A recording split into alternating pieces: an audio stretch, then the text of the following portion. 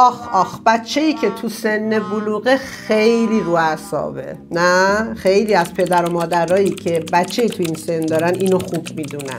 یادتونه زمانی که بچه‌هامون دندون در می آوردن؟ الهی من قربونشون برم. بچه خیلی اذیت میشه. اینجوری یه چیزی رو گرفته میماله به لثه هاش، آب دهنش شره میکنه، بچه یه ذره تب میکنه، بیقراره، خیلی درد میکشه تا دندون در میاره و اینو مادر میفهمه.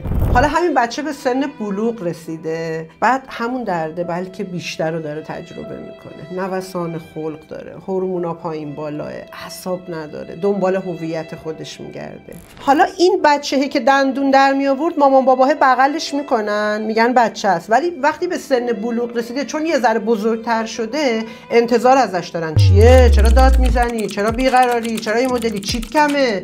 مگه کم به پات ریختی؟ ببین این همون بچه هست. خیال کن داره دندون در میاره، همینقدر داره اذیت میشه، همینقدر حالش خوب نیست، گاهی همه چی رو مخشه. اون نمیخواد با تو لج کنه، نمیخواد بیاد رو اعصاب تو راه بره. چرا فکر میکنی مثلا میخواد بیاد هرس تو رو در بیاره؟ به خدا چنین چیزی نیست. بعد الهی من بگردم بچه‌ها یه چیزی میگن، مامان باباها هم مقابله که تو چرا اینجوری گفتی، بعد بچه میاد دوباره معذرت خواهی، مامان تو رو خدا ببخشید، مامان به خدا عصبانی بودم، مامان نفهمیدم، ناراحتت کردم. بعد مامانم اینجوری نگاهی میکنه، حالا باشه بخشیدمت. بابا این همونه. من از شما چی میخوام؟ من از شما اینو میخوام، بچه تو سن بلوغتون رو درک کنید. یه کتاب من نوشتم، بابا میتونم چند دقیقه وقت تو بگیرم، از زبان یه دختر در سن بلوغ برای پدرش. 21,000 نسخه این کتاب دوباره چاپ شده. چرا؟ به خاطر اینکه پدرم میگن دختر در سن بلوغ این بوده داستانش و با بچه‌هاشون رفیق شدن. یه دختری میگه بابام بهم صبح بخیر شب بخیر میگه از زمانی که این کتابو خونده.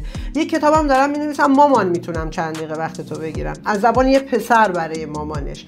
بابا مامانا بدونن بچه تو سن بلوغ رو اعصاب نیست، تو سن بلوغه. ما باید یاد بگیریم با بچه تو سن بلوغ چه رفتاری کنیم.